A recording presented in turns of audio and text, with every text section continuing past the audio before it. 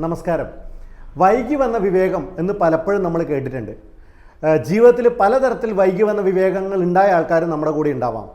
സമ്പത്തിൻ്റെ കാര്യത്തിൽ, പ്രത്യേകിച്ച് സമ്പാദ്യത്തിൻ്റെ കാര്യത്തിൽ പലപ്പോഴും വൈകി വന്ന വിവേകത്തിന് പ്രത്യേകിച്ച് പിന്നെ ഒന്നും ചെയ്യാൻ പറ്റില്ല.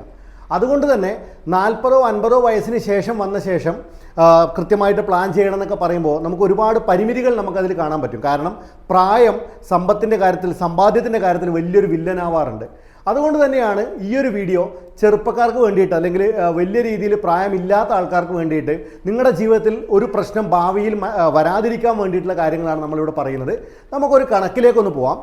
ഒരു 30 വയസ്സുള്ള ഒരു വ്യക്തി, അയാൾക്കൊരു 30,000 രൂപ ശമ്പളം കിട്ടുന്നു എന്നിരിക്കട്ടെ. ഈ 30,000 രൂപ ശമ്പളം കിട്ടുമ്പോൾ തുടക്കത്തിൽ ചിലപ്പോൾ കൃത്യമായി പ്ലാൻ ചെയ്ത വ്യക്തിയായിരിക്കും. ഒരു 40% നമുക്ക് കൃത്യമായി ഇൻവെസ്റ്റ്മെൻറ്റ് വളരെ നല്ലൊരു ഓപ്ഷനാണ്. അങ്ങനെ 40% ഈ പറയുന്ന വ്യക്തി കൃത്യമായിട്ട് സേവ് ചെയ്യുന്നുണ്ടെങ്കിൽ 12,000 രൂപ ഒരു മാസം ആ വ്യക്തിയെ സംബന്ധിച്ചിടത്തോളം സേവിങ്സിലേക്ക് മാറുന്നുണ്ടാവും. ഇനി ഇതേ വ്യക്തിക്ക് 40 വയസ്സാകുമ്പോൾ ഏകദേശം ഈ 30,000 രൂപ എന്ന് പറയുന്നത് ഒരു 60,000 രൂപയിലേക്ക് അയാളുടെ ഇൻക്രിമെൻറ്റ് കൂടി അയാൾ എത്തിച്ചിട്ടുണ്ടെങ്കിൽ പലപ്പോഴും സംഭവിക്കുന്ന ഒരു പ്രശ്നം എന്താ വെച്ചാൽ, ഈ ഒരു കാലഘട്ടം നമുക്ക് എല്ലാവർക്കും അറിയാം, ചെലവുകൾ വളരെ കൂടിയ അല്ലെങ്കിൽ കൂടിക്കൊണ്ടിരിക്കുന്ന ഒരു കാലഘട്ടമാണ്. അതുകൊണ്ട് തന്നെ പലപ്പോഴും നമ്മുടെ സേവിങ്സ് ഇതേ 12,000 രൂപയിൽ തന്നെ നിൽക്കാറാണ് പലപ്പോഴും പതിവുണ്ടാവുക. ഇനി ഇതൊരു 50 വയസ്സ് നോക്കുകയാണെങ്കിൽ അയാളുടെ ശമ്പളം ചിലപ്പോൾ ഒരു 80,000 രൂപയൊക്കെ ഉണ്ടാവും. അപ്പോഴും മിക്കവാറും സേവിങ്സ് ഈ 12,000 രൂപ തന്നെയായിരിക്കും ഉണ്ടാവുക. ഇനി ഇയാൾക്കൊരു 55 വയസ്സ് റിട്ടയർമെൻറ്റിൻ്റെ ടൈമൊക്കെ ആകുമ്പോൾ ചിലപ്പോൾ ശമ്പളം 1,00,000 രൂപയിലേക്കൊക്കെ മാറിയിട്ടുണ്ടാവും. ചിലപ്പോൾ അന്ന് ഇയാൾക്ക് ചിലപ്പോൾ കുറച്ചുകൂടി ഇൻവെസ്റ്റ്മെൻറ്റ് ചെയ്യണമെന്നൊക്കെ തോന്നിയിട്ടുണ്ടാവാം. അല്ലെങ്കിൽ മിക്കവാറും ആൾക്കാർ ഈ പറഞ്ഞ 12,000 രൂപയിൽ തന്നെ മിക്കവാറും നിൽക്കുന്നുണ്ടാവും. ശരിക്കും ഇതിൻ്റെ ഡിഫറൻസ് എന്താണെന്ന് ചോദിക്കുകയാണെങ്കിൽ നമുക്കൊന്ന് ഇവരുടെ എക്സ്പെൻസിലേക്കും കൂടി നമുക്കൊന്ന് നോക്കാം. ഇവിടെ 30,000 രൂപ ശമ്പളം കിട്ടുമ്പോൾ അയാളുടെ ടോട്ടൽ ചെലവുകൾ 18,000 രൂപയിൽ ഒതുങ്ങുകയാണ്. പക്ഷേ ഈ പറയുന്ന 60,000 രൂപയിലേക്ക് വരുമ്പോൾ അയാൾ 48,000 രൂപ അയാളുടെ എക്സ്പെൻസിലേക്ക് മാറുകയും 80,000 രൂപയാകുമ്പോൾ ഇതൊരു 68,000 രൂപയിലേക്ക് വളരുകയും ഇവിടെ അതൊരു 88,000 രൂപയിലേക്ക് മാറുകയാണ് ചെയ്യുന്നുണ്ടാവുക. ഒന്ന് ആലോചിച്ച് നോക്കുക. ഈ പറയുന്ന 88,000 രൂപയിൽ നിന്ന് ഓൾ ഓഫ് എ സഡൻ ഈ വ്യക്തിയെ സംബന്ധിച്ചിടത്തോളം അതിനുശേഷം അയാൾ ജീവിതത്തിൽ വരുന്നൊരു മാറ്റം എന്താ വെച്ചാൽ, ഇയാൾ പെൻഷൻ കിട്ടുന്ന ഒരു ഡിപ്പാർട്ട്മെൻറ്റ് അല്ലെങ്കിൽ ഗവൺമെൻറ് സെർവൻറ്റ് അങ്ങനെയുള്ള കാര്യങ്ങളൊക്കെ ആണെങ്കിൽ ഒരു 40,000 രൂപയൊക്കെയാണ് സാധാരണയായിട്ട് പെൻഷൻ ഉണ്ടാവുക. ഇനി അയാൾ പെൻഷൻ ഇല്ലാത്ത ഒരു കാറ്റഗറിയിലാണെങ്കിൽ അയാളുടെ വരുമാനം പിന്നെ 0 ആണ്. ഒന്ന് ആലോചിച്ച് നോക്കുക. 88,000 രൂപ ഒരു മാസം ചെലവ് ചെയ്ത് ശീലിച്ച് വന്ന ഒരു കുടുംബത്തിനെ സംബന്ധിച്ചിടത്തോളം 40,000 രൂപയിൽ തന്നെ അവരുടെ എക്സ്പെൻസിനെ നിലനിർത്തുക അല്ലെങ്കിൽ മെയിൻറ്റെയിൻ ചെയ്യുക എന്ന് പറഞ്ഞാൽ തന്നെ വല്ലാത്ത ബുദ്ധിമുട്ടുള്ളൊരു കാര്യമാണ്. അപ്പോൾ പിന്നെ 0യുടെ കാര്യം നമ്മൾ പറയേണ്ട കാര്യമില്ല. ഈ സമയത്താണ് ഒരുപാട് വർഷം ഗൾഫിൽ പ്രവാസിയായ ആൾക്കാരായാലും അല്ലെങ്കിൽ നാട്ടിൽ തന്നെ ജോലി ചെയ്ത ആൾക്കാരൊക്കെ പിന്നെയും ജോലിക്ക് വേണ്ടിയിട്ട് സെക്യൂരിറ്റി ജോലി അങ്ങനെയുള്ള പല ജോലിയിലേക്കും ആൾക്കാർ തിരിയുന്നത്. ഇങ്ങനെയുള്ളൊരവസ്ഥയിൽ വല്ലാത്തൊരു ബുദ്ധിമുട്ടിലൂടെ മുന്നോട്ട് പോകുമ്പോഴാണ്. അവിടെയാണ് നമ്മൾ എന്താണ് പ്ലാൻ ചെയ്യേണ്ടത്, എന്താണ് നമ്മൾ ചെയ്യേണ്ടിയിരുന്നത് എന്ന് നമ്മളൊന്ന് കാണേണ്ടത്. ഇനിയത്തെ ആൾക്കാരെങ്കിലും ഒന്ന് ശ്രദ്ധിക്കുക. ഈ 40% റൂൾ എന്ന് പറയുന്നത് നിർബന്ധ ബുദ്ധി എന്ന രീതിയിൽ കൊണ്ടുപോകാൻ നിങ്ങൾക്കൊന്ന് തയ്യാറാവുകയാണെങ്കിൽ ഇവിടെ ഈ പറയുന്ന വ്യക്തി കൃത്യമായിട്ട് 12,000 രൂപ തന്നെയാണ് സേവ് ചെയ്യുന്നുണ്ടാവുക.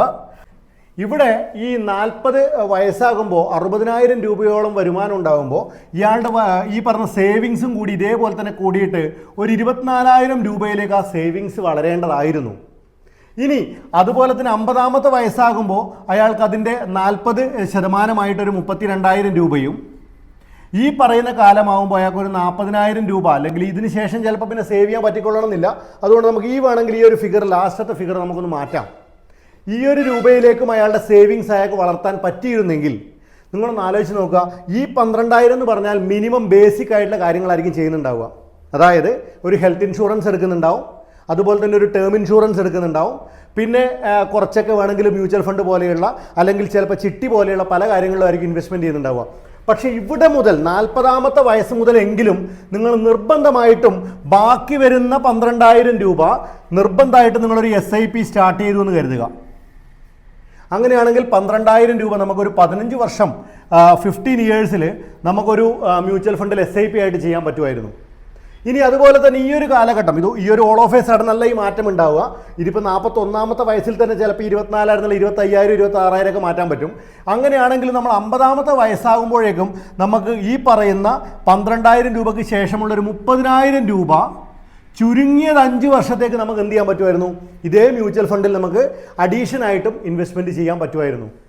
ഒരു 15% നമുക്ക് റിട്ടേൺസ് കിട്ടുന്ന ഒരു പ്ലാറ്റ്ഫോം നിങ്ങൾക്ക് ഇൻവെസ്റ്റ് ചെയ്യാൻ പറ്റിയിരുന്നെങ്കിൽ ചുരുങ്ങിയത് നിങ്ങളെ ടോട്ടൽ ഇൻവെസ്റ്റ്മെൻറ്റ് 1 കോടി രൂപയിലേക്ക് നിങ്ങളുടെ കോർപ്പസ് എത്തിക്കാൻ, നിങ്ങളുടെ ടോട്ടൽ ഇൻവെസ്റ്റ്മെൻറ്റിൻ്റെ ഒരു പോർട്ട്ഫോളിയോ എത്തിക്കാൻ നിങ്ങളെ കൊണ്ട് പറ്റുമായിരുന്നു. അങ്ങനെയാണെങ്കിൽ 55ാമത്തെ വയസ്സിൽ നിങ്ങൾക്ക് SWP എന്ന് പറയുന്ന അല്ലെങ്കിൽ സിസ്റ്റമാറ്റിക് വിഡ്രോവൽ പ്ലാനിംഗ് എന്ന് പറയുന്ന ഒരു ഓപ്ഷൻ നിങ്ങൾ ചൂസ് ചെയ്യായിരുന്നെങ്കിൽ ഈ 1 crore റുപ്പീസിൻ്റെ 0.75 to 0.8%, ഒരു 0.75% തന്നെ നമ്മൾ നോക്കിക്കോളൂ. അങ്ങനെയാണെങ്കിൽ ഈ 0.75 എന്ന് പറഞ്ഞാൽ ഒരു മാസം നിങ്ങൾക്ക് 75,000 രൂപയിലേക്ക് നിങ്ങളുടെ മാസ വരുമാനത്തിനെ കൊണ്ടുതരാൻ മാത്രം ഈ ഒരു പ്രാപ്തത അതിനുണ്ടാവുമായിരുന്നു. നിങ്ങളുടെ ടോട്ടൽ എക്സ്പെൻസ് നിങ്ങളൊന്ന് നോക്കുക. ഇവിടെ ഏകദേശം ഒരു 88,000 രൂപയൊക്കെ ചെലവ് ചെയ്ത് ലാവിഷായി ജീവിക്കുന്ന ഒരു മനുഷ്യനെ സംബന്ധിച്ചിടത്തോളം പെൻഷൻ പറ്റിയ ശേഷമായാലും 75,000 രൂപ അല്ലെങ്കിൽ ഒരു 0.8% എടുക്കണമെങ്കിൽ 80,000 രൂപ മന്ത്ലി കിട്ടുക എന്ന് പറഞ്ഞാൽ അയാളുടെ മാസ ശമ്പളത്തിനോളം ഈക്വലായൊരു പൈസ അയാൾക്ക് എല്ലാ മാസവും കിട്ടുന്ന ഒരു അവസ്ഥയിലേക്ക് എത്തിക്കാൻ നിങ്ങൾ ഈ പറഞ്ഞ പ്ലാനിങ് കൊണ്ട് നിങ്ങളെ കൊണ്ട് സാധിക്കുമായിരുന്നു. അതുകൊണ്ട് ഇങ്ങനെയുള്ള പ്ലാനിങ് കൃത്യമായിട്ടൊന്ന് ചെയ്യുക. ഈ 75,000 രൂപ മാസം കിട്ടുന്നു എന്നതിൻ്റെ അപ്പുറം തന്നെ ഈ 1 crore റുപ്പീസ് എന്ന് പറയുന്നതിന് ഒരു നിശ്ചിതമായിട്ടുള്ളൊരു വളർച്ചയും നമുക്ക് മാർക്കറ്റ് ഉണ്ടാകുന്ന ഒരു ഗ്രോത്തും കൂടി ഈ പറഞ്ഞ ഫണ്ടിൽ ഉണ്ടാവുമ്പോൾ നിങ്ങളുടെ കോർപ്പസ്, അതായത് ഈ 1 കോടി രൂപ കാലാനുസൃതമായി വളർന്നുകൊണ്ടിരിക്കുകയും 75,000 രൂപ മാസം കിട്ടുകയും ചെയ്യുന്ന ഒരവസ്ഥയിലേക്ക് നിങ്ങൾക്ക് എത്താൻ പറ്റുമായിരുന്നു കൃത്യമായി പ്ലാൻ ചെയ്തിട്ടുണ്ടാകുമ്പോൾ.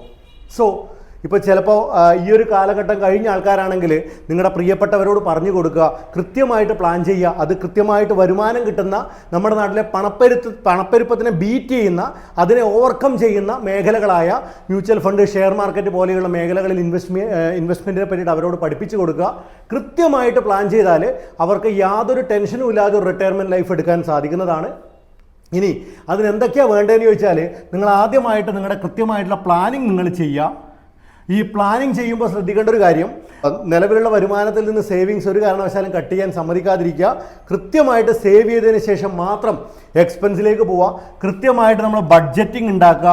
അതുപോലെ തന്നെ കൃത്യമായി സേവ് ചെയ്യുന്നതിനെ പറ്റിയിട്ടുള്ള കാര്യങ്ങൾ മനസ്സിലാക്കുക. ഈ സേവിങ്സ് ഒക്കെ നമ്മൾ നമ്മുടെ ഫാമിലിയോടും കൂടി പറഞ്ഞ് പഠിപ്പിക്കുക, പരിശീലിപ്പിക്കുക. ഇങ്ങനെയുള്ള കാര്യങ്ങൾ ചെയ്യുകയാണെങ്കിൽ നിങ്ങൾക്കും യാതൊരു ബുദ്ധിമുട്ടും ഇല്ലാതെ ഒരു റിട്ടയർമെൻറ്റ് ഓപ്ഷൻ നിങ്ങൾക്കും കൂടി സാധിക്കുന്നതാണ്. താങ്ക്